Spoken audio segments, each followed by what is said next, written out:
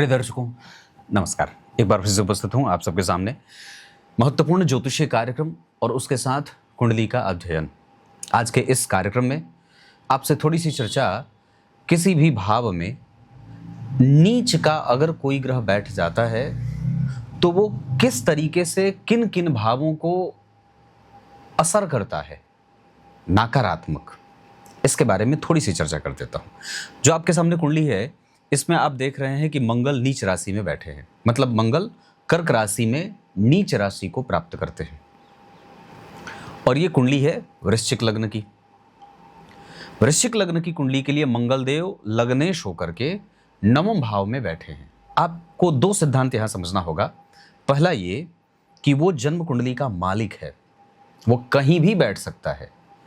लेकिन हाँ, ये बात भी इसके साथ दूसरी समझनी होगी कि मालिक को कहां बैठना श्रेष्ठ रहेगा। राजा का सिंहासन, वो निश्चित रूप से राजा है, वो किसी भी सिंहासन पे उसका अधिकार है, वो कहीं भी बैठ सकता है, पर सिंहासन उसका अलग है। राजा सिंहासन पर ही शोभायमान होता है। अगर उसे किसी ऐसे सिंहासन पे बैठा दिया जाए जो बिल्कुल ही नीचे हो, तो उसकी दृष्टि बाधित होगी।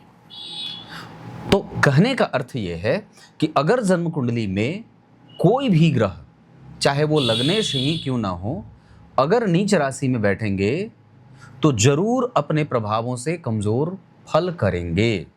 ये पहली बात है। तो किस तरीके से कमजोर फल करेंगे? तो पहला, वो जिस भाव में बैठे हैं उस भाव का फल कमजोर करेंगे, क्योंकि वो स्थान जहां उस कुंडली का राजा अर्थात लग्नेश बैठा है, उस भाव में जन्म कुंडली का वो भाव जहां उसकी नीच की राशि बनी, वो पहले अपने आप को वहां ले गया, और जिस भाव में वो नीच की राशि बनी है उस भाव के फल को कमजोर कर देता है। अर्थात जन्म कुंडली में कोई भी ग्रह अगर नीच राशि में बैठा है तो निस्संदेह वो उस भाव को भी खराब करता है और अपने फलों को भी खराब करता है। अब इस अंतर को स्पष्ट करना होगा कि वो अपने फलों को कैसे खराब करता है। अपने फलों को खराब करने के लिए कि ग्रह जो जिस विषय वस्तु का या जिस क्षेत्र का कारक होता है, नीच राशि में बैठने के कारण अपने कारक क्षेत्रों के परिणाम देने से बाधित हो जाता है। अगर मंगल साहस के, भाई के, धैर्य के कारक होते हैं, निर्णय लेने की क्षमता के कारक होते हैं, तो नीच राशि में बैठेंगे तो जातक के अंदर इन विषयों को कमजोर करेंगे। और भाव को वो किस तरीके से नुकसान पहुंचाएंगे? तो जिस भी भाव में वो बैठ करके नीच के हो रहे हैं, अगर धर्म भाव में नीच के हुए हैं तो व्यक्ति को अधार्मिक बनाएंगे। मंगल नीच होंगे मतलब वो धर्म को नहीं समझेगा। मंगल नीच के होंगे तो उसका दान पुण्य, पूजा पाठ, ये सब अब नीचता को प्राप्त करेगा, कमजोरी को प्राप्त करेगा, डिग्रेडेशन की तरफ जाएगा। इसका अर्थ होगा कि हम जातक की कुंडली में जब कभी भी मंगल को ऐसा नीच देखेंगे या किसी भी ग्रह को अगर नीच देखेंगे तो कहेंगे कि हमें यहाँ पर काम करने की आवश्यकता है। अगर मंगल नवम भाव में नीच के हुए हैं तो हमें धर्म को सदैव पकड़ कर रखना होगा, नहीं तो कभी भी हमारा मन विधर्मियों की भांति हो सकता है, कभी भी हमारा मन धर्म से हट सकता है, टूट सकता है, विकर सकता है। ग्रह नीच का है, इसके दो अर्थ और भी निकलते हैं। पहला, व्यक्ति के पूर्व जन्म के कृत्य के कारण ही उसकी कुंडली में ग्रह नीच के होते हैं, और वो इशारा ये कर रहे हैं कि मुझे संभालो, नहीं तो मैं तुम्हें इस जन्म में भी परेशान करूंगा, और अगर नीच का हो गया और अगर तुमने अपने आप को संभाला नहीं तो मैं अगले जन्म में भी तुम्हें परेशान करूंगा। इसके दो अर्थ निकलते हैं। पूर्व के किए गए कृत्य के कारण जातक की कुंडली में कोई भी ग्रह उच्च और नीच की राशि को प्राप्त करता है, क्योंकि पूर्व के किए गए कृत्य के कारण ही व्यक्ति को कोई गर्भ मिलता है। अमीर, गरीब, राजा, रंक, है ना, कोई गरीब का गर्भ मिले, कोई अमीर का गर्भ मिला, ये उसके पूर्व के कृत्य हैं, और पूर्व के कृत्य के कारण ही उसको एक समुचित समय मिलता है जिसमें उसका उस जीव का जन्म होता है। और जिस जीव का उस समय पे जन्म होता है ये पूर्व से निर्धारित होता है। आप और हम चाहे कितनी ही अटखेलियां कर लें, आतिशबाजियां कर लें, उसका कोई कारण नहीं हो सकता है, कोई उसका एक प्रधान विषय नहीं हो सकता है कि वो व्यक्ति, आप जो आजकल लोग करते हैं सिजेरियन पद्धति से करते हैं, पर याद रखिए आपकी दृष्टि जहां जा रही है परमात्मा पहले से वहां बैठा हुआ है, आप देख भी नहीं पाएंगे, वहां वो बैठा है। तो क्या कहा कि अगर ग्रह नीच का है तो आपको ये संकेत दे रहा है कि खुद को सुधारो, खुद को सुधारने की आवश्यकता है। अब सामान्यतः अगर ग्रह यहां नीच का होगा तो क्या होगा, व्यक्ति को विधर्मी बना सकता है, कई बार उसके गलत निर्णयों का कारण बन सकता है। विवाह, दाम्पत्य, कम्युनिकेशन, ऊंची शिक्षा, धर्म, आध्यात्म, दानशीलता, वैभव की स्थिति को कमजोर कर सकता है। हमें यहां पे सावधान होना होगा। और दूसरा, अब ग्रह चूंकि अगर नीच का हुआ है तो उसकी जहां जहां दृष्टि जाएगी, चूंकि वो पहले ही अगर संतुलित नहीं है तो असंतुलित होकर के देखेगा, तो अगर 12वें भाव को देखेगा तो 12वें भाव में भी असंतुलन पैदा करेगा। अगर मैं प्रसन्न हूं तो सामने वाले से खुश होकर बात करूंगा, खुश होकर देखूंगा। अगर मैं खुद ही अप्रसन्न होऊंगा तो फिर सामने वाले को कैसे प्रसन्नता भरे चेहरे से और मुखड़े से देख सकूंगा। ठीक वही बात ग्रहों की भी होती है। वो ग्रह अगर अप्रसन्न है, नीच का है, अलग बात है उसका नीच भंग हो रहा है, कोई फर्क नहीं पड़ता है विशेषता, क्योंकि वो ग्रह नीच भंग करेगा, वो किसी दूसरे के ऊपर आश्रित है, तब जाकर के वो परिणाम करेगा। तो क्या कहा कि जहां वो देखेगा, अर्थात अगर मंगल की बात कर रहे हैं तो व्यय को भी असंतुलित करेंगे। हाँ, ये बात जरूर है कि मंगल अगर उच्च की दृष्टि से अपने 7वें भाव को देखेंगे तो उस भाव की सुरक्षा करेंगे। ये नीच के ग्रहों का एक फायदा हो जाता है कि सामने वाले भाव अर्थात उस भाव के पूरक भाव को, अर्थात सप्तम भाव को वो सुरक्षा प्रदान करता है अपने उच्च की दृष्टि के कारण। और क्या कहा कि अगर मंगल की 8वीं दृष्टि यहां प्राप्त होगी तो वहां भी वो अपनी कलुषित दृष्टि ही देखेगा। अब जब आप दृष्टि की बात कर रहे हैं तो ये बात फिर से समझिए कि अगर ग्रह अपने मित्र की राशि को देखेगा या मित्र को देखेगा तो संतुलित हो जाएगा। अगर यहां पे मित्र की राशि बनती, गुरु की, सूर्य की, चंद्रमा की राशि बनती तो मंगल अच्छे परिणाम देते, लेकिन अगर यहां उच्च की राशि बनी है तो वो संतुलित हो गए, क्योंकि ये इनके भले ही शत्रु की राशि है पर है तो उनके उच्च की राशि। इस वजह से मंगल व्यक्ति को पराक्रमी तो बना देंगे, लेकिन जब यहां उनके वापस, अब शनि इसके भी मालिक हैं, तीसरे भाव के भी मालिक हैं, शनि चतुर्थ के भी मालिक हैं, पर जातक की कुंडली में शनि मंगल कहां का परिणाम ज्यादा करेंगे अच्छा, तो तीसरे भाव का परिणाम वो ज्यादा अच्छा करेंगे। जबकि अगर तुलना करेंगे तो चतुर्थ भाव के भी स्वामी शनिदेव होते हैं, लेकिन मंगल वहां उच्च के नहीं होते। इस वजह से मंगल चतुर्थ भाव में नुकसान कारक परिणाम करेंगे। इस तरीके से जब चतुर्थ भाव पर उनकी शत्रु दृष्टि जाएगी तो घर में कलह का वातावरण, मानसिक अशांति, बहुत सारे दिमाग में प्रश्न, है ना, कुल का प्रभाव कमजोर हो, कम्युनिकेशन कमजोर हो, माता का स्वास्थ्य कमजोर हो, रुग्णता दे, मेहनत करने को विवश करे, दिमाग अशांत है, नींद अच्छी नहीं है, घर में कलह का वातावरण निरंतर बना हुआ है, भगवान की भक्ति भी प्रभावित होती है और भगवान की भक्ति के साथ कई बार खुद के ऊपर विश्वास भी प्रभावित होता है। ये बहुत इसके सूक्ष्म प्रभाव हो सकते हैं, बहुत संतुलित होकर के इस बात को समझना होगा। तो भगवान, ये बात आपकी कुंडली में कोई भी ग्रह नीच का हुआ है, आपको इस तरीके से उसका फलादेश करना होगा। क्लियर है? ये इस कार्यक्रम का वो हिस्सा था जो सबके लिए महत्वपूर्ण है और था, या मैंने बनाया है, आप लोग इसे शेयर कर दीजिएगा। अब यहां से मूल कार्यक्रम की शुरुआत करते हैं। और सामान्यतया जैसा कि आप जानते हैं कि कुंडली विश्लेषण में सबसे पहले मैं जन्म कुंडली के पंचांग से आपका परिचय कराता हूं, तो आइए इनकी कुंडली के पंचांग का अध्ययन कर लेते हैं।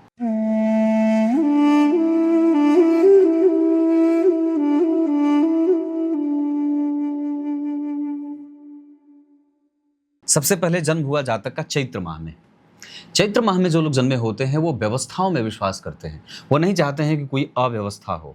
उनका उठना, बैठना, जागना, सोना, चलना, घूमना फिरना पूर्णतया अनुशासित और व्यवस्थित होता है। दूसरा, धन कमाने की बड़ी होड़ लगी रहती है, पर इसमें भी वह धन कमाने के पहले धर्म को जरूर देखते हैं। अधर्म के रास्ते पर चलकर वो कभी भी धन कमाना नहीं चाहते। आगे बढ़ते हैं। उत्तरायण में जन्म है, चैत्र माह में सूर्य उत्तरायण होते हैं, तो सूर्य उत्तरायण है, इसका अर्थ होगा कि बुध, गुरु, चंद्रमा और शुक्र, इसके साथ साथ क्रूर ग्रह में आते हैं सूर्य, वो भी इस कुंडली के सकारात्मक प्रभावों वाले ग्रह हो जाएंगे।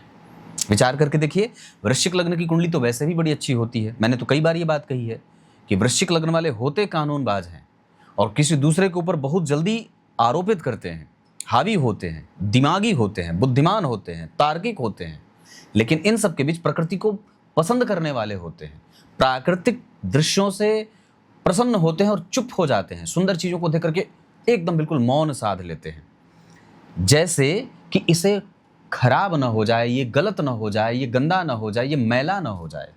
सुंदर चीज़ों को देखकर वृश्चिक लग्न वाले उसकी सुंदरता को बरकरार रखने में विश्वास करते हैं। हमारे सरकार की तरह नहीं कि सुंदर सुंदर वृक्ष बने पड़े हैं, जो प्राकृतिक जंगल है उसको उखाड़ के फेंक दो, खत्म कर दो, महल बना दो, रेलगाड़ी निकाल दो। बल्कि वृश्चिक लग्न वाले प्राकृतिक सुंदरता में विश्वास करने वाले होते हैं। और यहाँ सूर्य, यहाँ चंद्रमा, यहाँ मंगल, यहाँ गुरु, 4 के 4 ग्रह जन्म कुंडली में अच्छे हो जाते हैं।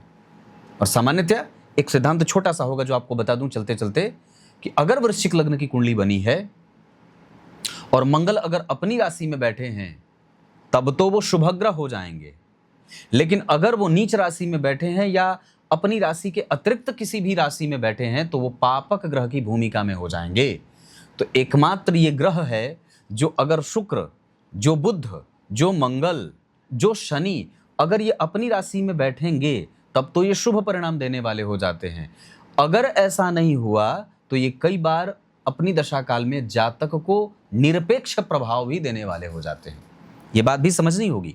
और कई बार इसी वजह से लोग प्रायः शिकायत करते हैं, मेरी तो कुंडली का लग्नेश है पर फिर भी वो कमजोर परिणाम क्यों कर रहा है। तो विचार करिए, इस वजह से वो परिणाम कमजोर कर रहा है क्योंकि वो लग्नेश है जरूर लेकिन बैठा अच्छा नहीं है। गनीमत है कि यहाँ भाग्य भाव में बैठे हैं, अगर जो जन्म कुंडली में यहाँ बैठ जाते तो और दुर्दशा हो जाती, बुरी बात होती, अच्छी बात नहीं होती। तो मैं क्या कह रहा था, चैत्र माह उत्तरायण में जितने भी शुभ ग्रह होंगे वो सब बलवान होंगे। मतलब जातक सकारात्मक तो जरूर होगा, वो पॉजिटिव रहेगा, विषम परिस्थितियों में साहस धारण करने वाला होगा, वक्त पड़ने पर हिंसात्मक भी होगा, फरसा भी उठाएगा, अपनी सुरक्षा की जब बात पड़ेगी तो कभी किसी से नहीं डरेगा, और वो अपनी सुरक्षा की जब बात लगेगी तो दाव पे आएगा तो सरकार को भी किनारे कर देगा, हटो बिल्कुल खबरदार है। यहां मेरे परिवार की सुरक्षा की बात है, यहां मेरे सुरक्षा की बात है। मैं यहां किसी को नहीं मानता, ना कानून को और ना तो किसी की बात है। मैं सिर्फ अपनी सुरक्षा की गारंटी लेता हूं, मैं अपने परिवार की सुरक्षा की गारंटी लेता हूं। ये वृश्चिक लग्न वालों का एक बड़ा विशेष स्वभाव होता है, क्योंकि ये सेनापति होते हैं ना, तो इनको राजा से तुरंत का ही पद मिला होता है। इस वजह से ये सुरक्षात्मक दृष्टिकोण अपनाते हैं। सदैव सबसे पहले ये अपने अपने परिवार, अपने समाज, सबसे पहले अपने आप, मतलब ये सुरक्षात्मक रवैया अपनाते हैं हमेशा, कभी डरते नहीं है किसी से। हजारों की भीड़ में होंगे, अकेले घुस के मार के चले जाएंगे, पर डरना नहीं है इनको। ऐसा होता है। अगर आप वृश्चिक लग्न के हैं तो इस तरीके से आपके व्यवहार को, अपने आप को समझने की आवश्यकता है। और कुंडली विश्लेषण का सबसे बड़ा फायदा ये होता है, क्या बात कही, जिस व्यक्ति को ज्योतिष का ज्ञान होता है वो निश्चित रूप से मोक्ष की प्राप्ति करता है। शास्त्र में ये बात आई है, क्योंकि वस्तुतः जितने भी धर्म शास्त्र हैं वो आपको भटका सकते हैं, पर ज्योतिष आपको भटकाता नहीं है। ये आपका पथ प्रदर्शन करता है, कैसे चलना है, कब चलना है, कितनी दूर चलना है। ये आपकी ऊर्जा बचाता है, ये भटकाव नहीं देता। हाँ, निश्चित रूप से अगर ये गलत हाथों में है तो भटकाव के अतिरिक्त और कुछ नहीं देता है, ये भी बात है ना। तो उत्तरायण, वसंत ऋतु थोड़ा बहुत आलस्य देगा। कृष्ण पक्ष की द्वितीय तिथि के चंद्रमा धनवान बनाएंगे, और इसमें कोई दो राय नहीं है कि व्यक्ति को साहसी भी बनाएंगे, क्योंकि चंद्रमा मेष राशि के हैं। लग्न का मान 19 अंश का है, उस पर भी चर्चा करूंगा। शुक्ल पक्ष की द्वितीय तिथि नहीं, शुक्ल पक्ष है, मुझे दिखाई नहीं दिया। शुक्ल पक्ष की द्वितीय तिथि, क्योंकि चंद्रमा और सूर्य का जो संबंध है वो बड़े निकट है, मतलब आगे पीछे हैं। तो यहाँ पे अब दो बात होगी जो बता देता हूँ। चंद्रमा के ठीक पीछे सूर्य बैठे हों तो कुंडली में बनने वाले अच्छे अच्छे राजयोग भंग हो जाते हैं, और जातक इस बात को लेकर के बिलबिला रहा होता है कि मुझे मेरे कुंडली के अच्छे ग्रह परिणाम क्यों नहीं कर रहे, मेरे अंदर इतनी घबराहट क्यों है, मेरे अंदर इतनी इनसिक्योरिटी क्यों है, मैं इतना असुरक्षित क्यों हूँ, मेरे दिमाग में इतने सारे प्रश्न क्यों बनते हैं, मेरा खुद पे विश्वास क्यों नहीं है, मेरे काम बनते क्यों नहीं है, मेरी कुंडली के बनने वाले राजयोग इतने फल करते क्यों नहीं है। और सारी समस्याओं का जड़ चंद्रमा के ठीक पीछे सूर्य बैठ करके नुकसान कर रहे हैं, क्योंकि ये शास्त्र में आचार्य वैद्यनाथ का ये सिद्धांत है कि चंद्रमा के ठीक पीछे अगर सूर्य बैठेंगे तो कुंडली के अच्छे अच्छे महान बनने वाले राजयोगों को नष्ट कर देते हैं प्रायः। तो शुक्ल पक्ष के द्वितीय तिथि के चंद्रमा पापक होते हैं। अब पापक चंद्रमा एक तो पापक हो गए, ऊपर से जन्म कुंडली में अश्विनी नक्षत्र में बैठ गए, ये मूल संज्ञक नक्षत्र है। तो ओम अश्विनी कुमाराभ्याम नमः। कपास की जड़, चिरचिटे की जड़, इसकी जड़ अपने गले में धारण करें, नवग्रह कवच धारण करें, सूर्य को अर्घ दें, है ना, अश्विनी कुमारों की पूजा करें। उसके बाद क्या लिखा, अश्विनी नक्षत्र, विषकुंभ योग, बालव करण, क्षत्रिय वर्ण होगा और देवगण होगा। देवगण के कारण देवताओं में विश्वास होगा, देवगण के कारण व्यक्ति शुचिता का पालन करेगा, धर्म का पालन करेगा, आध्यात्मिक होगा, बड़ों का आदर करेगा, धर्म में रुचि रहेगी, दानशीलता रहेगी, परोपकार करना चाहेगा, कभी भी अनुशासित नहीं रहना चाहे, अनुशासित ही रहना चाहता है, अनुशासनहीन नहीं होना चाहेगा। ये सारी अच्छी बातें हैं। पर शूद्रता के कारण एग्रेशन होगा, क्रोध होगा, वैमनस्य होगा, कभी कभी भयंकर क्रोध आ जाए, पाप उठे ना तो बहुत भयंकर पाप करवा दे, ऐसी बातें होती हैं। जब बुद्धिहीनता छाएगी तो बड़े से बड़े, महान से महान, निकृष्ट से निकृष्ट कर्म करवा देगी जातक से। यह शूद्र वर्ण का प्रभाव है। क्लियर है? तो यह आपकी कुंडली का पंचांग है। एक बात और भी होगा जिसको मैं बताना चाहूँगा, वार जो है वो इस कुंडली में वार कौन सा है? इस कुंडली का वार गुरुवार है शायद, नहीं शनिवार है। अब जरा विचार करिए, शनिवार, वार के अधिपति कौन है? शनिदेव। और इस कुंडली के लिए शनिदेव पापी होते हैं, चतुर्थ के स्वामी हैं जरूर।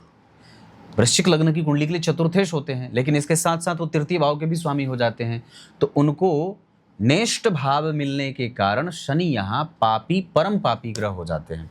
लग्न इसके शत्रु हैं। तो इस कुंडली में सूर्य अच्छे हो गए, चंद्रमा भी अच्छे हो गए, नवम और चतुर्थ पंचम के स्वामी, नवम और दशम के स्वामी। देवगुरु इस कुंडली के धनेश और पंचमेश हो गए, ये अच्छी बात है। शुक्र इस कुंडली के मारक हो गए, द्वितीयेश और 12वें, सप्तमेश और 12वें भाव के स्वामी होने के कारण। और तो और जन्म कुंडली में बुध इस कुंडली के लिए पापी ग्रह बनते हैं, क्योंकि वो 11वें भाव के स्वामी हैं, वहाँ एक पापग्रह बैठा भी है। इस वजह से यहाँ पे बुध पापी होंगे, शुक्र मारक होंगे, और शनि इस कुंडली के असहज करने वाले, यहाँ भी वो नुकसानदायक ग्रह बनेंगे। मतलब 3 ग्रह इस कुंडली में कमजोर होंगे, शुक्र, शनि और बुध। अच्छे कौन होंगे? मंगल, लेकिन वो भी थोड़े कमजोर परिणाम करेंगे क्योंकि नीच राशि में बैठे हैं, है ना। अगर वो यहीं बैठ जाते तो नीच राशि में नहीं होते। हाँ, उतने कमजोर भी नहीं होंगे क्योंकि भाग्य भाव में बैठे हैं। क्योंकि मंगल और चंद्रमा का परिवर्तन है, इस वजह से मंगल की नीचता 25% तक जातक को जरूर प्रभावित करेगी। 75% तक जातक के जीवन में शुद्धता मिल जाएगी। तो मंगल, सूर्य, चंद्रमा और गुरु पक्ष में आ गए, शुक्र, बुध और शनि विपक्ष में चले गए। इसको ही समझना होगा। बने रहिएगा कार्यक्रम के अंतिम हिस्से तक। शनिवार को जो लोग जन्मे होते हैं वो असंतोषी प्रवृत्ति के होते हैं। यह सिद्धांतकार लिखते हैं कि जो जातक शनिवार को जन्मा है उसको मृत्यु तुल्य कष्ट हो, मृत्यु की सैया पर बैठा है, लेटा है, फिर भी अगर पूछेंगे कि कुछ चाहिए तो बोलेगा हाँ ये चाहिए। उस समय भी वो भगवान को शायद याद न करे या वक्त पे भगवान को भूल जाए, ऐसे जीवन भर रटता रहेगा, जीवन भर ऐसे याद करे नाम को। पर वक्त पे जब अंतिम समय हो, जिस समय भगवान की याद आनी चाहिए, उस समय व्यक्ति का मन भगवान की तरफ नहीं जाता, या वो पीड़ा में, गुरु बैठे हैं शत्रुगत, लेकिन ठीक बैठे हैं फिर भी, क्योंकि छठ अष्टम भाव में गुरु का बैठना व्यक्ति को, हालांकि केंद्र में बैठते तो अच्छा होता, पर यहाँ पे शत्रुगत हैं, लेकिन वो भी शत्रुगत नहीं है। दूसरा कारण होगा क्योंकि तात्कालिक मैत्री में मैत्रीपूर्ण व्यवहार कर रहे हैं। पर सामान्यतया अष्टम भाव का स्वामी है, 6वें में बैठ गया तो विषम परिस्थिति का निर्माण तो करेगा, लेकिन फिर भी 6वें भाव में 3 शुभ ग्रह का बैठना मोक्ष की यात्रा कराता है। 12वें भाव में गुरु की दृष्टि मोक्ष की यात्रा कराता है, शनि की उच्च दृष्टि मोक्ष की यात्रा कराता है। तो हमें ये बात याद रखनी होगी कि कुंडली में मोक्ष योग लगा हुआ है, पर मोक्ष योग लगा हुआ है, उसके लिए योग अगर बना तो आपको जोड़ने का काम करना होगा। अब जब जान गए कि सब जगह जुड़ रहा है तो कुछ भी ऐसा ना करें जिससे घट जाए, तो घटाने का काम नहीं करना होगा, मतलब सत्कर्म जीवन में बना रहे, ये बात समझनी होगी। तो ये आपकी कुंडली का पंचांग था। अब मैं बात करूंगा डिग्री की, कौन से ग्रह कितने अंश पे विराजमान है। डिग्री की बात जहां तक करते हैं तो सबसे पहले विचार करिए लग्न। लग्न 19 अंश का बना है, इसे अवरोह अवस्था का लग्न कहते हैं, जिसमें कई बार जातक से कुछ गड़बड़ी होती है, जैसे निर्णय लेने में परेशानी, व्यक्ति को पहचानने में गलती, धन कहाँ लगाना है, व्यापार कौन सा करना है, मैत्री किससे करनी है, किससे शत्रुता करनी है, कब यात्रा करनी है, पढ़ाई कौन सा विषय चुना जाए, व्यापार में कब पैसा लगाया जाए, इस तरीके की गलती हो सकती है। और कई बार व्यक्ति बहुत लंबे समय तक अपने आप को पहचान नहीं पाता है कि उसके अंदर कितनी क्षमता है। लेकिन हाँ, ये बात मैं जरूर कहूंगा कि लग्न फिर भी मजबूत है। क्यों? क्योंकि 19 अंश का लग्नमान कमजोर नहीं होता है। ज्येष्ठा नक्षत्र का लग्न बना है। ज्येष्ठा नक्षत्र जिस पे बुध का प्रभाव है, इसके पहले चरण में जन्म हुआ है, 19 अंश का है, तो यहां इसके स्वामी देवगुरु बृहस्पति होंगे। लग्न के स्वामी मंगल हैं। मंगल, बुध और देवगुरु बृहस्पति, इसमें गुरु और मंगल मित्र हो गए और बुध इनके शत्रु। इस वजह से यहां बुध की दशा वैसे भी कमजोर थी, क्योंकि अष्टमेश के साथ एकादशवें भाव के स्वामी हैं, और वैसे भी अब कमजोर हो गई, क्योंकि गुरु और मंगल का प्रभाव ज्यादा है, क्योंकि दोनों परम मित्र हैं और बुध वहां पे अकेले पड़ गए। इस कारण से यहां पे बुध की दशा जातक के जीवन में संकट के बादल या संकटों का सामना करने वाला बना देगी। बहुत स्पष्टतया ये बोल रहा हूं। तो पहले आपने ये समझ लिया, बुध विषम परिस्थितियों का निर्माण करेंगे, ये पक्की बात है। तब जाकर के वो आपके साहस का संचार करेंगे और तब जाकर के आपको कहेंगे कि ठीक है, इतना सब मैंने निगेटिव कर दिया है, अब लो ये तुम्हें कुछ पॉजिटिव परिणाम दे देता हूं। लेकिन चूंकि जन्म कुंडली के 6वें भाव में चंद्रमा और शुक्र भी विराजमान हैं, तो भाग्य का स्वामी परिवर्तन कर रहा है लग्नेश के साथ। इस वजह से व्यक्ति के अंदर साहस और दिव्य गुणों का संचार भी होगा, और यही दिव्य गुणों का संचार उसके मोक्ष के मार्गों को प्रशस्त करेगा। शुक्र 6ठे भाव में बैठे हैं चंद्रमा के साथ। हालांकि लग्न पे किसी भी तरीके से शुभ ग्रह की कोई दृष्टि नहीं है, लग्नेश के ऊपर किसी भी शुभ ग्रह की कोई दृष्टि नहीं है। लग्न में स्थिर राशि का निर्माण हुआ है, लग्नेश चर प्रकृति की राशि में बैठे हैं, मतलब व्यक्ति चंचल और स्थिर दोनों है, और केतु के प्रभाव में है, तो व्यक्ति के जीवन में धर्म सदैव विराजमान रहेगा।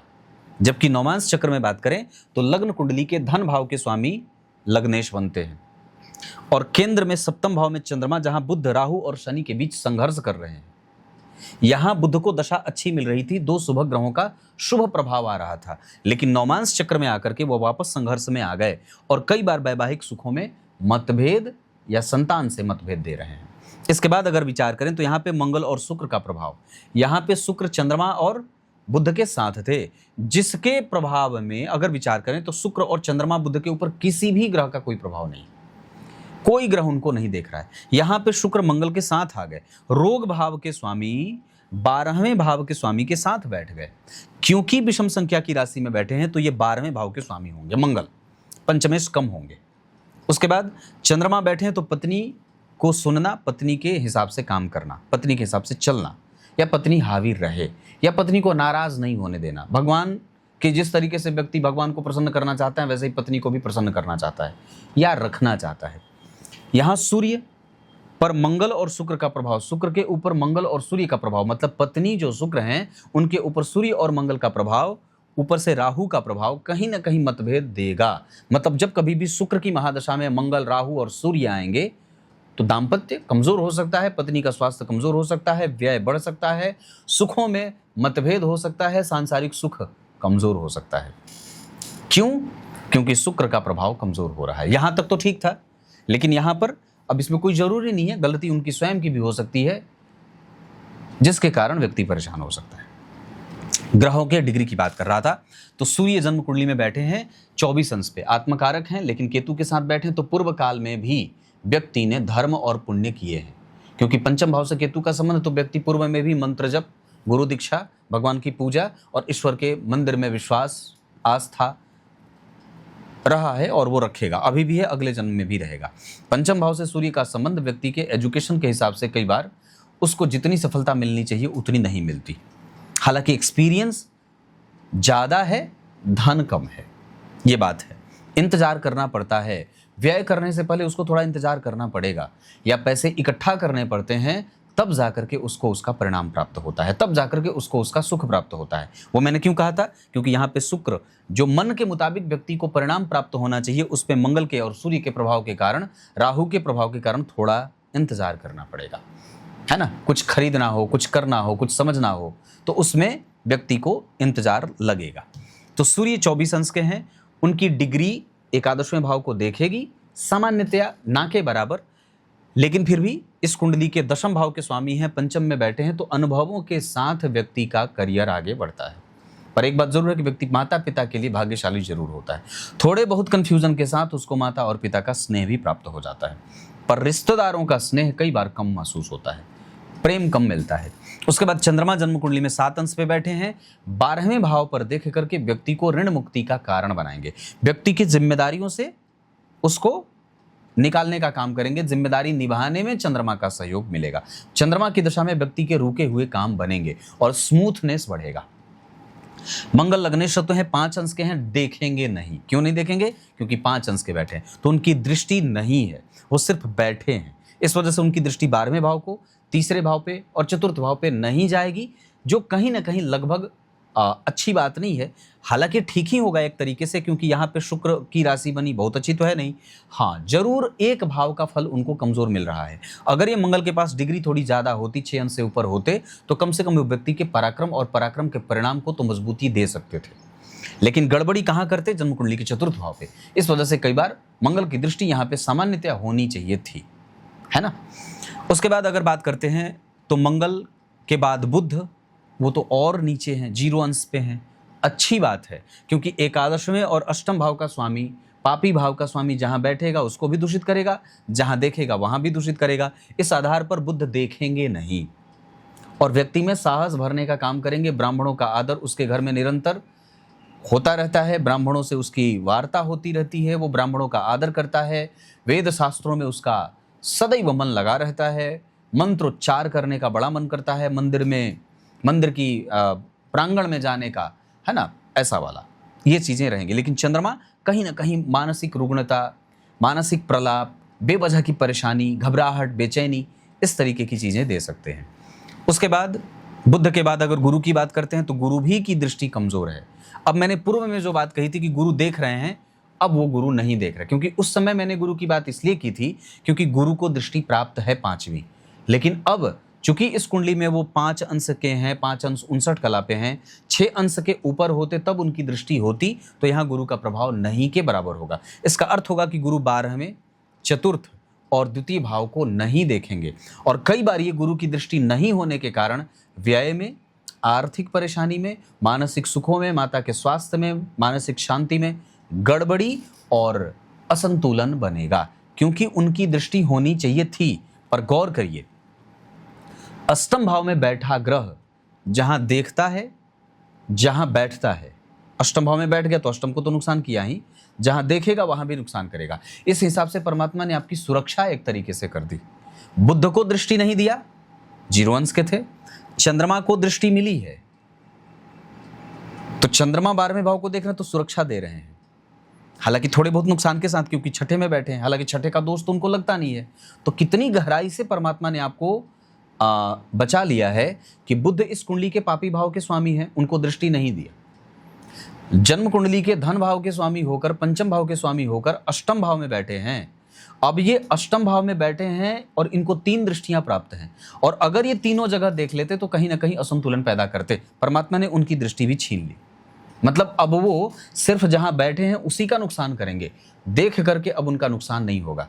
अष्टम भाव में बैठा ग्रह हर जगह नुकसान करता है जहां देखता है। इस हिसाब से गुरु 12वें भाव को नुकसान में नहीं लेके जाएंगे, न तो चतुर्थ को नुकसान करेंगे, न तो द्वितीय भाव को नुकसान करेंगे, क्योंकि उनकी दृष्टि है ही नहीं, तो वो क्या देखेंगे।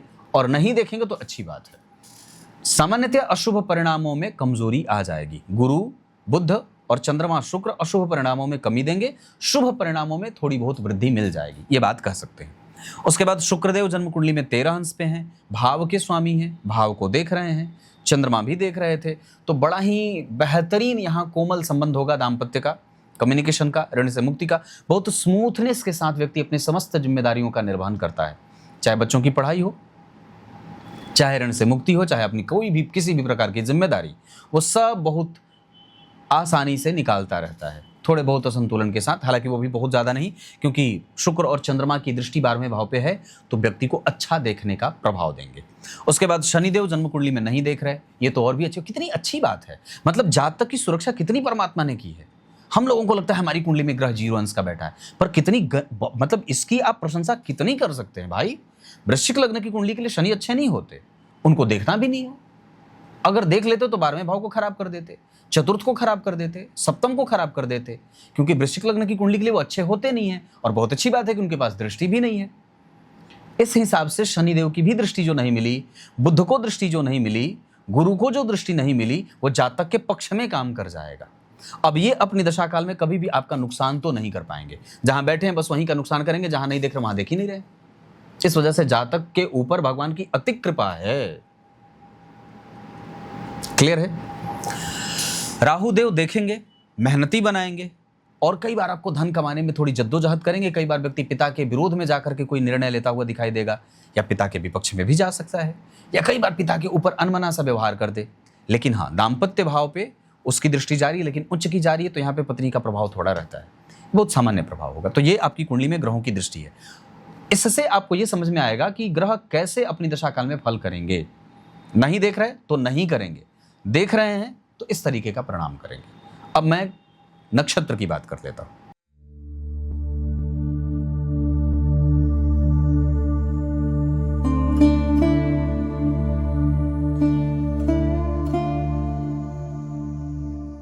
अब नक्षत्र की अगर बात करते हैं तो सूर्य जन्म कुंडली में बैठे हैं रेवती में। ये कई बार व्यक्ति को मिसकंडक्ट कर देंगे। जहां दिमाग लगाना है वहां नहीं लग रहा, जहां नहीं लगाना है वहां कई बार लगेगा। लेकिन हाँ, इस बीच में से व्यक्ति की तर्क बुद्धि जागृत रहेगी। बहुत ठोस बता रहा हूं। उसके बाद चंद्रमा अश्विनी नक्षत्र में बैठे हैं तो व्यक्ति को ज्ञानी बनाएंगे, सुंदर बनाएंगे, बुद्धिमान बनाएंगे, धनवान भी बनाएंगे, और समस्या को समझने की शक्ति भी देंगे अपनी दशा काल में। मंगल जन्म कुंडली में पुष्य नक्षत्र में धर्म की समझ, बेहतर कम्युनिकेशन, शास्त्र की बात, पुराणों का अध्ययन, ज्योतिष जैसे विषय की जानकारी, और तो और कर्म कांड को भी जानना, इन सभी विषयों को मतलब पकड़ने की कोशिश मंगल वाले करेंगे। उसके बाद बुधदेव जन्म कुंडली में अश्विनी नक्षत्र के बैठे हैं। यहाँ भी व्यक्ति के अंदर तर्क, ज्ञान, ग्रास्प कैपेसिटी, समस्या को समझना, दुश्मन को, शत्रुओं को पहचानना, और उनके खिलाफ, उनके विरुद्ध किस तरीके से अपने आप को तैयार करना है, इन सब परिस्थिति, जो जीवन की परिस्थिति बनेगी उसको किस तरीके से समझना है, इसको समझने में बुधदेव की मदद मिलेगी। उसके बाद देवगुरु, तो देवगुरु बैठे हैं मृगशिरा नक्षत्र में, और इस हिसाब से व्यक्ति का धर्म, रिसर्च, ज्ञान, सुख, परंपरा, सभ्यता, संस्कृति, और तो और जो पुरानी बातें हैं उन सबको बांध कर रखना, लेकिन दकियानुस न होना, है ना। मतलब ऐसा नहीं कि रूढ़िवादिता में जकड़ा हुआ है, क्योंकि देवगुरु आपको वास्तविक ज्ञान से आपका परिचय कराते हैं। जो आपकी सीमा है उससे आपको जरूर बाहर निकालने में देवगुरु मदद करेंगे अपनी दशा काल में। जबकि शुक्रदेव सुख देंगे, संसार का बहुत सारे विषयों का ज्ञान देंगे, सुगंध, दुर्गंध, न्याय, अन्याय, जीवन का समस्त सभी प्रकार का सुख, मानसिक सुख, आर्थिक सुख, सामाजिक सुख, पारिवारिक सुख, सभी प्रकार का सुख देंगे। और समस्या को समझने की बहुत स्मूथ जो होता है ना, वो एक दृष्टिकोण देंगे कि नहीं, इसको ऐसे भी ठीक किया जा सकता है। उसके बाद शनिदेव जन्म कुंडली में कंफ्यूज करेंगे, रोग देंगे, कई बार व्यक्ति को बीमारी देंगे, परेशान करेंगे, करियर में विलंब देंगे, मतभेद दे सकते हैं, है ना, भ्रम दे सकते हैं, ये सब शनिदेव देंगे। राहुदेव आक्रामकता, दिलचस्प चीजों को और भी ज्यादा दिलचस्प बना देना, है ना, मेहनत करने में और भी ज्यादा दम लगा देना, क्रिएटिव बना देना, चीजों को एकदम बिल्कुल मतलब कहते हैं ना, बिल्कुल कि ऐसे अपने हिसाब से कर देना कि जिससे कोई दूसरा ना जानता हो, एक नया तरीका प्रस्तुत कर देना, समाज के सामने नई बात रख देना, ये सारी बातें राहु देंगे। और केतु धर्म, आध्यात्म, चिंतन, मनस्विता, आत्म सुरक्षा का भाव, ज्ञान के सर्वोच्च रहस्य को समझना। सर्वोच्च जो बात है कि ये धर्म है, ये अधर्म है, वस्तुतः आपको डरपोक नहीं बनना है, ये धर्म कहता है। आपको रूढ़िवादी नहीं होना है, मंत्र जप करना है, दिखावा नहीं करना है, ये केतु करेंगे। क्लियर है? अब मैं अपने कुंडली के उस चैप्टर से आपका परिचय करा दूं कि लग्न से या चंद्रमा से कौन से ग्रह कहां बैठे हैं, उसका क्या फल हो सकता है। तो सबसे पहले बात करिए चंद्रमा, चंद्रमा के साथ शुक्र का होना सुंदर दाम्पत्य, और चंद्रमा के साथ बुध का होना बहुत ही बेहतरीन ग्रंथ, धर्म, साम्राज्य, आधिपत्य, किस तरीके से बड़ों तक अपनी बात पहुंचानी है, बेहतर कम्युनिकेशन कैसे करना है, ये सारी बातें।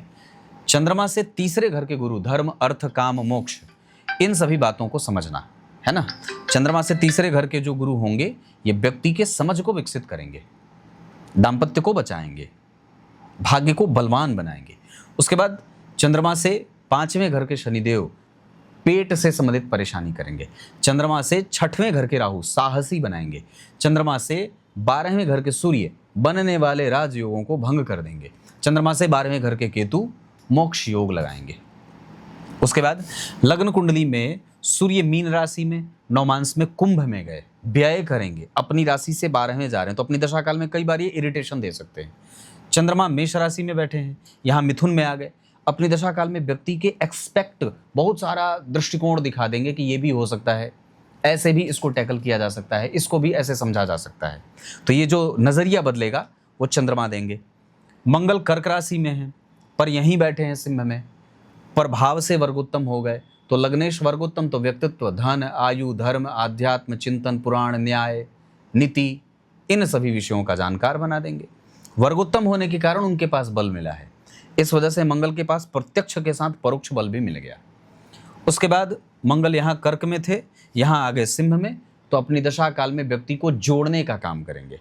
उसके बाद बुध यहाँ मेष राशि में है, यहाँ बैठ रहे हैं मेष राशि में, राशि से बुध भी वर्गोत्तम हो गए, तो दृष्टि का बल भले नहीं था लेकिन वर्गोत्तम होने के कारण व्यक्ति में एग्रेशन तो रहेगा, महत्वाकांक्षा रहेगी, पर पैसे अटक सकते हैं, नुकसान कई बार पहचानने में हो सकती है। मित्र को शत्रु, शत्रु को मित्र बना ले, जिससे मैत्री करनी उससे शत्रुता कर ले, है ना, टेम्पर लूज कर जाए, तो ऐसा बुध करा सकते हैं अपनी दशा काल में।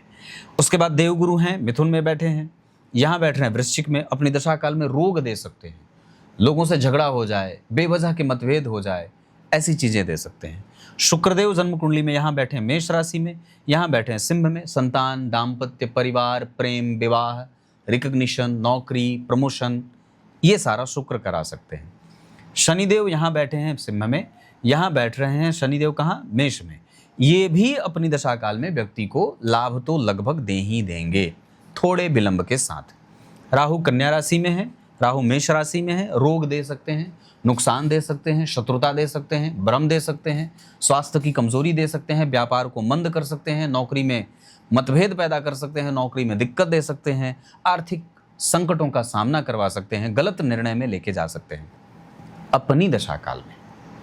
क्लियर है? बस आपको ऐसे देख लेना है कि ये ग्रह इस तरीके का परिणाम कर रहा है।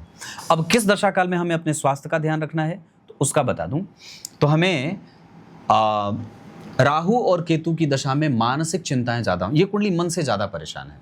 बाकी वैसे मंगल, शुक्र, सूर्य, गुरु, चंद्रमा, बुध और शनि ऐसी कोई बात नहीं है। बुध और शनि की दशा में भी मन ही परेशान रहेगा, चिंताएं बेवजह की रहेंगी, जो नहीं होने वाला है व्यक्ति उसको भी सोच करके अपना दिन खराब कर रहा है। भवन, भूमि, वाहन से संबंधित चीजों में गुरु की दशा शुद्ध रहेगी, चंद्रमा की दशा, बुध की दशा, शुक्र की दशा भी शुद्ध ही रहेगी, पर शनि की दशा और कई बार राहु केतु की दशा भवन, भूमि, वाहन से संबंधित निर्णयों में कमजोरी पैदा कर सकती है। भाग्य और भी ज्यादा बलवान होगा गुरु की दशा में, बुध की दशा में, शुक्र, चंद्रमा और मंगल की दशा में, सूर्य और राहु की दशा में भाग्य का बल कमजोर हो सकता है। होरा चक्र के आधार पर मंगल, राहु और केतु की दशा व्यक्ति को शांति तो देगी, लेकिन इस दशा काल में कई बार व्यक्ति असुरक्षित महसूस करेगा, जबकि इसके अतिरिक्त बुध, शनि, गुरु, चंद्रमा, सूर्य और शुक्र की दशा मेहनत भी कराएगी और परिणाम भी देगी, जिससे जातक के जीवन में संतुष्टि का संचार होता रहेगा। क्लियर है? अब मैं ग्रहों के बल के आधार पर परसेंटेज से बताता हूं कि कौन सा ग्रह कितना प्रतिशत परिणाम करेगा। तो सूर्य 25% है, इनको आप बलवान बना सकते हैं, आदित्य हृदय, लाल चंदन, पीले पुष्प की माला, घी का दीपक दिखाकर प्रत्येक दिन। उसके बाद चंद्रमा को बलवान बनाना होगा पूर्णिमा का व्रत करके, मंगल को बलवान बनाना होगा घर की सफाई खुद से करके, और तो और बजरंग बली के 12 नामों का उच्चारण करके, पीपल के वृक्ष की परिक्रमा करके शनिवार को 4 बार। बुद्ध को बलवान बना सकते हैं गणेश संकटनाशक स्तोत्र का पाठ करके। देव गुरु को बलवान बनाना है एकादशी करके। नहीं कर सकते तो गायों की सेवा और गुरु दीक्षा, गुरु मंत्र और अपने इष्ट के प्रति सच्ची श्रद्धा गुरु के पक्ष को बलवान बना देगी। शुक्र देव को बलवान बनाना है, पत्नी को खुश करें, उनकी बात माने, उनको लक्ष्मी बनाएं, आप स्वयं स्वतः श्रीमान हो जाएंगे। उसके बाद शनिदेव जन्म कुंडली में 25% का परिणाम, मतलब हमें उनको ठीक करने के लिए अनुशासनहीन नहीं होना है। राहु और केतु 100% आपकी कुंडली में शुद्ध परिणाम करने वाले बन रहे हैं। बस वो अपना बेसिक नेचर जब दें तो आपको समझना होगा कि हाँ, ये ग्रह का बेसिक नेचर है, इससे हमें नुकसान में नहीं जाना है या हम इससे परेशान नहीं होंगे। क्योंकि राहु और केतु सामान्यतः भ्रम और रोग देते हैं, लेकिन अगर आप समझदार हैं तो उस स्थिति को समझ जाएंगे, फिर आपको कोई चिंता और परेशानी नहीं होगी। इतनी सी सदी हुई बात है। अष्टक वर्ग के आधार पर व्यक्तित्व में और भी ज्यादा गंभीरता की आवश्यकता है। बहुत जल्दी किसी पे विश्वास कर लेते हैं, उसको ठीक करिए। वाणी बिल्कुल ठीक है, उस पर कोई काम करने की आवश्यकता नहीं, वो बिल्कुल जैसा है उसे बने रहने दीजिए। मेहनत आप निश्चित रूप से बहुत अच्छा कर रहे हैं, आपका कम्युनिकेशन बहुत बेहतर है और आप धर्म की समझ भी रखते हैं। हाँ, ये कुंडली अपने पीछे संपत्ति इकट्ठा करेगी, शनि उसमें सहायता करेंगे। सामान्यतः इस कुंडली में यश, मान, पद, प्रतिष्ठा, विवेक, गुण और सौहार्द को रखने के बाद भी व्यक्ति के परिणाम समाज से उसके पक्ष में नहीं मिलते। उसके बाद ये कुंडली नौकरी बहुत अच्छा कर सकती है। सामान्यतः अगर व्यापार करते हैं तो पार्टनरशिप में जाकर के भी व्यापार कर सकते हैं, पत्नी के नाम पे भी किया जा सकता है। कंसंट्रेशन बिल्कुल ठीक है, आप किसी के बारे में बुरा नहीं सोचते, ये इस कुंडली की सबसे अच्छी बात है। उसके बाद इस कुंडली में धर्म है पर कंफ्यूज है, या ये कह सकते हैं कि भाग्य की व्यक्ति निंदा करता है, मेरा भाग्य सहयोगी नहीं है या मेरा भाग्य मुझे साथ नहीं देता है। इसके लिए ही आपको मैंने सारे उपाय बताए हैं। उसके बाद अगर बात करते हैं तो सामाजिकता इस कुंडली की कभी नष्ट नहीं होगी। इस कुंडली का अनुशासन स्वतः सदैव जिंदा रहेगा और सामान्यतः इस कुंडली में जिस भी लक्ष्य को आप बनाकर साधने की कोशिश करेंगे वो आपके पास स्वतः चल करके आएगा। इसके बाद बात करते हैं तो बहुत सारी जगहों से धन कमाने का योग बना हुआ है। ये कुंडली ऋण में जाएगी तो परेशान होगी। कोशिश करें किसी को ऋण ना दें, किसी पे जल्दी विश्वास ना करें, भाई के मित्र और मित्र के भाई से सावधान रहें। आत्मकारक ग्रह की राशि नवमांश चक्र में बनी है नवम भाव में, जहां मंगल और शुक्र उनके कारण बलवान हो रहे हैं। ना चाहते हुए भी इन्हें आपके पक्ष में परिणाम देना पड़ेगा, क्योंकि वर्गोत्तम है और आत्मकारक की राशि में बैठे हैं। इसके हिसाब से अगर बात करते हैं तो लग्न का स्वामी 9 घर आगे बैठा है और यहां से जब आप 9 घर आगे गिनते हैं तो सूर्य केतु के साथ है, जो जन्म कुंडली का दशमेश है। इस वजह से जन्म कुंडली का धर्म, आध्यात्म, चिंतन और नैतिकीय तत्व दशमांश चक्र में गुरु और सूर्य दोनों एक साथ बैठे हैं। इसका अर्थ होगा कि व्यक्ति की सामाजिक छवि कभी नष्ट नहीं होगी और वो सदैव अपने जीवन में सुचिता का, धर्म का, न्याय का, नैतिकता का पालन करता रहेगा। दशमांश चक्र में लग्न के अधिपति अष्टम में है, संघर्ष भले कर रहा है लेकिन कभी किसी को गलत बोलेगा नहीं और ना किसी के साथ गलत आचरण करेगा। अपने आप में व्यक्ति उलझा हुआ है पर दूसरों को बाहर निकालने की भरपूर कोशिश करता है। कई बार तो स्वयं उलझा है पर फिर भी सामने वाले को निकाल रहा है, ये भी बात है। उसके बाद बुध मंगल के साथ बैठे हैं। इसका अर्थ ये होगा कि निसंदेह व्यक्ति अपने कार्य में सुख को प्राप्त करेगा, कार्य से संतुष्टि को प्राप्त करेगा, पर संघर्षों के साथ। इसका दूसरा कारण होगा क्योंकि जन्म कुंडली में मंगल जब चतुर्थ स्थान में बैठे हैं तो ये इशारा कर रहे हैं कि मैं हूं पर तुम्हें दौड़ाकर थकाकर परिणाम करूंगा। उसके बाद केतु तीसरे भाव में है, जहां के स्वामी जन्म कुंडली में उच्च के बैठे हैं। कम्युनिकेशन बेहतर है, इसमें कोई दो राय नहीं है कि कुंडली का पक्ष अच्छा बना हुआ है। चंद्रमा बहुत अच्छे हैं, साहस, यहाँ भी चंद्रमा अपने उच्च की राशि को पार कर रहे थे, यहाँ भी चंद्रमा व्यक्ति को साहसी तो बना ही रहे हैं। इतनी सारी चीजें हैं। कुंडली के बेसिक पक्ष को अगर समझ लेते हैं तो अश्विनी नक्षत्र में दान करना चाहिए, दवाइयां नहीं खानी चाहिए। अंक आपकी कुंडली के हिसाब से 9 बहुत अच्छा रहेगा। दिन मंगलवार और सोमवार का बहुत अच्छा रहेगा। गुरुवार भी बहुत अच्छा है, गेरुआ, लाल और पीला रंग अच्छा है। नारंगी भी अच्छा है, नीला, काला और चितकबरा रंग इस्तेमाल ना करें। मेष, सिंह और धनु राशियां शत्रु राशियां हैं, जबकि मित्र राशियां हैं कर्क और मीन। अंक आपके लिए 9 रहेगा। अच्छा रंग बता दिया। भवन जिसमें आप निवास करें वो पूरब दिशा का मकान बहुत अच्छा रहेगा। इतनी सारी बातें। सोते समय अपना सर पूरब की तरफ रखें, ये भी बात याद रखिएगा। जीवन पर्यंत इस कुंडली में अगर कोई रत्न बनेगा तो अभी के हिसाब से लाजवर्त, बाकी और अन्य कोई रत्न नहीं। बहुत ज्यादा मन करेगा तो आप एक चंद्रमा का रत्न मोती पहन सकते हैं या सूर्य का रत्न माणिक पहन सकते हैं। इसके अतिरिक्त बहुत सारे रत्न अगर आपने धारण कर रखे हैं तो आपकी उसमें अपनी दिलचस्पी है, पर मेरे हिसाब से इस कुंडली में सिर्फ एक रत्न बनेगा अभी के हिसाब से। लाजवर्त, गणेश संकटनाशक स्तोत्र का पाठ, सूर्य को अर्घ, काल भैरव स्तोत्र का पाठ, राम रक्षा स्तोत्र का पाठ। बहुत खुश हो गए तो गणपति अथर्वशीर्ष कर लिया जी, मतलब वर्ष में एक बार काल भैरव बनारस आकर के दर्शन कर लीजिए, बस इतना कर सकते हैं। बाकी अलग से आपको कुछ भी करने की आवश्यकता नहीं है। सूर्य उदय से बाद में सोना, सूर्योदय के बाद तक सोना इस कुंडली को जहर के समान नुकसान करेगा। और निरंतर दर्शन करते रहिए समुद्र का, वहां बैठ करके अपने गुरु मंत्रों का जप कर लीजिए। अगर गुरु दीक्षा नहीं लिए हैं तो तत्काल गुरु दीक्षा से युक्त हो जाइए। यज्ञोपवीत वगैरह धारण नहीं किए हैं तो कर लीजिए। मांसाहार का त्याग इस कुंडली के लिए बहुत आवश्यक होगा। तब तक के लिए बहुत बहुत नमस्कार।